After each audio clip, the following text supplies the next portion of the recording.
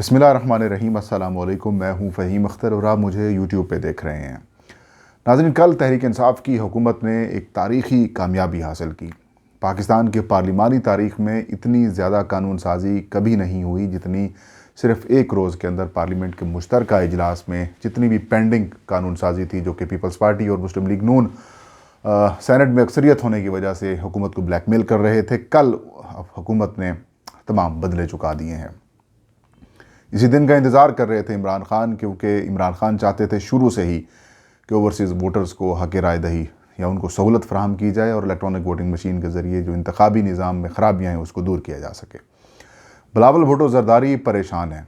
कल उन्होंने जज्बात में आकर एक बड़ी बात तो कर दी, लेकिन वो बड़ी बात जो है उनके गले पड़ने लगी है।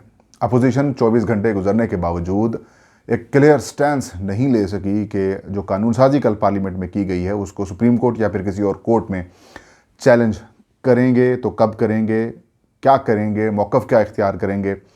और सबसे अहम फरीक इस सारी कानून साजी में जो दो अहम बिल्स थे, ये जो एक अहम बिल था उसके अंदर दो उसके कंपोनेंट्स हैं, जो उस हवाले से सबसे बड़े स्टेक होल्डर हैं इलेक्शन कमीशन ऑफ पाकिस्तान, उनकी तरफ से खामोशी है। कमीशन क्या सोच रहा है, किसके ऊपर कमीशन जो है वो रिलाय करके बैठा हुआ है, आज के टॉपिक ये है। नाज़रीन, इमरान ख़ान जब इक़्तिदार में आए तो उन्होंने पहला जो काम किया वो इंतखाबी निज़ाम में तब्दीली लाने का उन्होंने फ़ैसला किया और उन्होंने इंतखाबी इस्लाहात की कमेटी एक बनाई।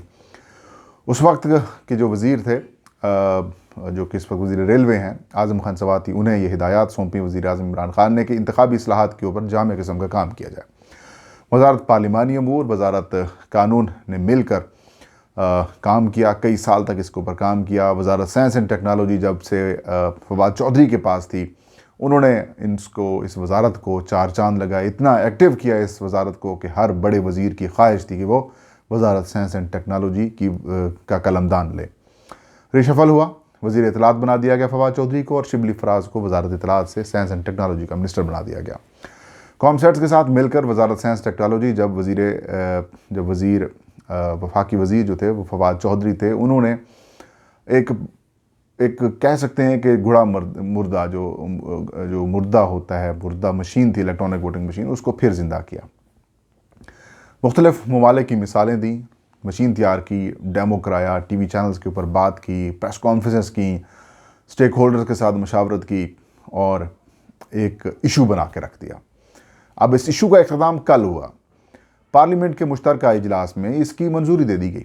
कौमी असम्बली ने पहले से मंजूरी दी, फिर सेनेट ने इसको रिजेक्ट किया और फिर ये प्रॉपर्टी बन गई पार्लियामेंट के मुश्तरका इजलास की। मुश्तरका इजलास कल बुलाया, हुकूमत ने अपने इत्तेहादियों को और तहरीक इंसाफ के अरकान को लूप में रखा, एतमाद में लिया, उनकी मशावरत से उनके एतराज़ात, उनके ख़दशात, उनके तहफ़्फ़ुज़ात सारे दूर किए और दूर करने के बाद कल उस बिल को मंजूर करा लिया। उस बिल के मुताबिक इलेक्शन कमीशन को कहा गया है कि वो नादरा के साथ मिलकर ओवरसीज़ वोटर्स के लिए जो है वो जो जहाँ पर रहते हैं जिस मुल्क में, उनके लिए इंटरनेट या फिर कोई और तरीक़ाकार इख्तियार करे और उनकी वोटिंग का जो है वो उनको सहूलत फ़राहम करे वहीं पर। और साथ में ये कहा कि election commission of Pakistan electronic voting machine के इस्तेमाल के लिए भी काम करे ताकि आइंदा इंतखाबात इलेक्ट्रॉनिक वोटिंग मशीन के ज़रिए हों। बिलावल भुट्टो ज़रदारी ने कल एक बड़ा ऐलान किया था पार्लियामेंट के इजलास में खिताब करते हुए। उन्होंने कहा था कि हम अगर इलेक्ट्रॉनिक वोटिंग मशीन का बिल मंजूर किया गया तो हम आइंदा इंतखाबात के नताइज को भी तस्लीम नहीं करेंगे।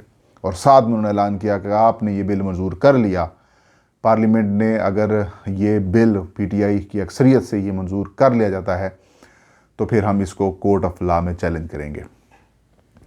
24 घंटे गुजर चुके हैं, अभी तक पटिशन दायर नहीं की गई, पटिशन तैयार नहीं की गई, मशावरत का अमल जो है वो जारी है। आज प्रेस कॉन्फ्रेंस की है एहसन इकबाल और शेरी रहमान ने मुतफ़िक़ा तौर पर, यानी कि मुश्तरका अपोजिशन की जो इस वक्त यूनाइटेड अपोजिशन है पार्लियामेंट हाउस में, उन्होंने एक मुश्तरका प्रेस कॉन्फ्रेंस की और उसमें उन्होंने कहा कि ये धांधली का मंसूबा है।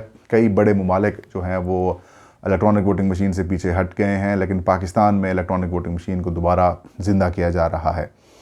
और उन्होंने ये ऐलान किया कि ये बात की कि हम इसके ऊपर मशावरत कर रहे हैं किसी कोर्ट में चैलेंज करने के लिए। माजी में कितने दफ़ा पार्लियामेंट की कानून साजी को चैलेंज किया गया।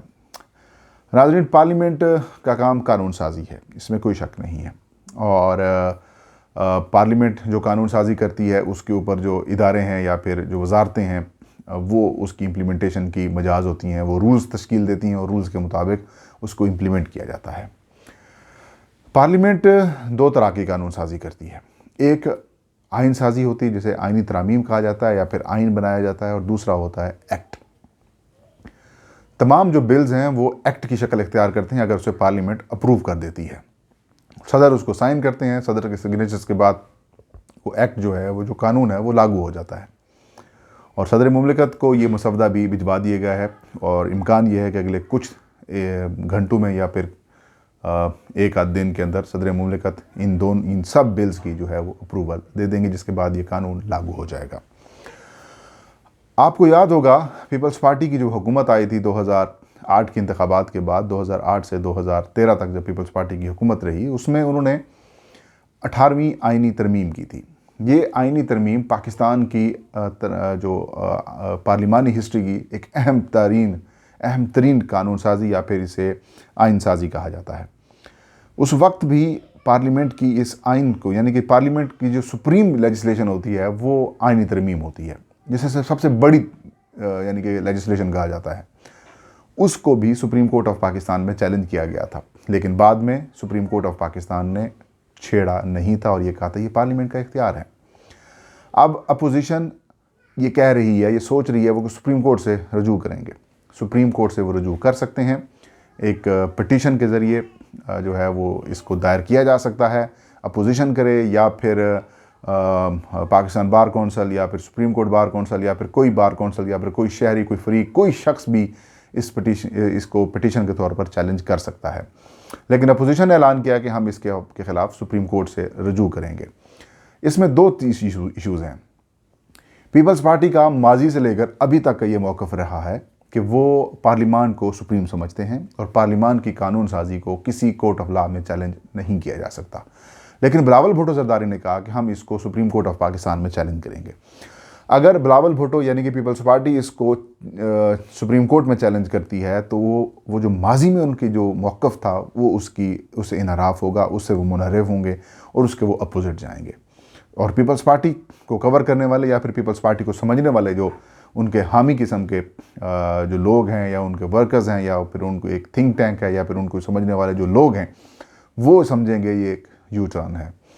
مسلم لیگ نون کا موقف کبھی پارلیمنٹ کے حق میں رہا، کبھی پارلیمنٹ کے اگینسٹ رہا، کبھی سپریم کورٹ کو، مطلب وہ مکس اچار ٹائپ کچھ ان کا موقف رہتا ہے، لیکن اب درمیانی راستہ یہ نکالا جا رہا ہے کہ شاید بار کونسل کے ذریعے اس کو چیلنج کرایا جائے یا پھر اس کے بعد پھر یہ سارے لوگ فریق بن جائیں۔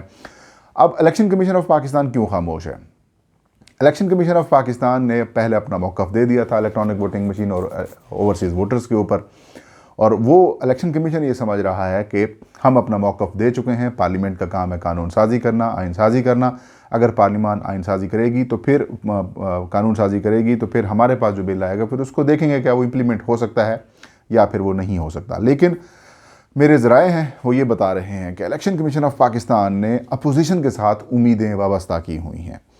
الیکشن کمیشن یہ سمجھتا ہے کہ اگر سپریم کورٹ سے اپوزیشن رجوع کرتی ہے اور وہ ہمیں سپریم کورٹ کی طرف سے ہم سے ویو پوائنٹ لیا جاتا ہے تو پھر ہم سٹرانگ قسم کا ویو پوائنٹ دیں گے اس قانون سازی کے خلاف، اور اگر الیکشن کمیشن قانون سازی کے خلاف ویو پوائنٹ اپنا دے دیتا ہے، کیونکہ elections in the and elections جو ہیں وہ الیکشن کمیشن آف پاکستان نے ہی کرانے ہیں، تو supreme court election commission of Pakistan کی کسی رائے کو بھی اہمیت دے گا، اس کو رد نہیں کر سکتا۔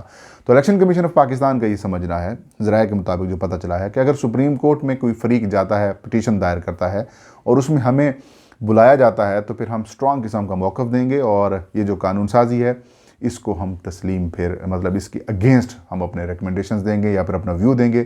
کمیشن یہ سمجھتا ہے کہ ہم نے پہلے اس کے اوپر اپنا کام کر لیا ہے اور اس کام کرنے کے بعد ہم یہ سمجھتے ہیں کہ اٹس ناٹ امپلیمنٹیبل، اور نہ یہ امپلیمنٹیبل ہے، اور اس سے بلکہ الیکشنز کا جو کہہ سکتے ہیں کہ معاملات ہیں وہ بھی خراب ہو سکتے ہیں۔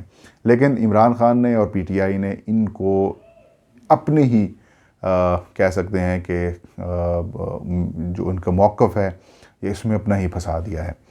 اب عمران خان نے کیا گین کیا؟ عمران خان نے اوورسیز ووٹرز کی ہمدردیاں بھی گین کر لیں، لوگوں کے ذہن میں یہ تاثر بھی بنا دیا کہ الیکٹرانک ووٹنگ مشین کے ذریعے انتخابات شفاف ہوتے ہیں اور الیکشن کمیشن اور اپوزیشن اس کی مخالفت کر رہی ہے. اب بڑی مشکل صورتحال ہے. اگلے کچھ دنوں تک یہ ساری گیم جو ہے وہ سپریم کورٹ کی طرف جا سکتی ہے. اگر اپوزیشن اس کو ایکسیپٹ کر لیتی ہے تو پھر بھی ان کی بار ہے، اور اگر ایکسیپٹ نہیں کرتے تب بھی ان کی ٹیکنیکل گراؤنڈز کے اوپر ان کے لیے ایشوز پیدا ہو سکتے ہیں.